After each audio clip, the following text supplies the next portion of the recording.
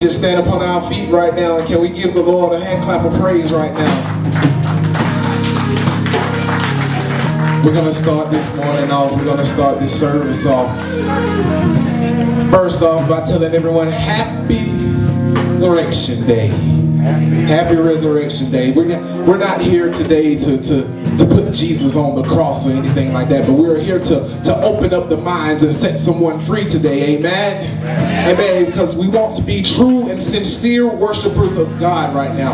And if I could use an illustration for you all about being a true, sincere worshiper of God, I want to tell you about this camel. There's three things that a camel that me and the ministerial staff that we like about this camel. You see, the camel, when it's traveling along in the desert, the camel has three eyelids. And the reason why the camel has three eyelids is because it can keep the sand out of his eyes with either one of the eyelids once it chooses to blink. And another thing that we like about the camel is that it has tufts in his ears. Tufts is another word for hair. The camel has balls of hair that is in his ear. The hair is to keep the sand from getting inside of the camel, because the camel, just like us, sometimes needs to hear from God. Amen. Amen. And another thing that we like about the camel is that the camel has two humps. Preacher, where are you going with this? The camel has two humps because it keeps all of its water and its nutrients in its humps.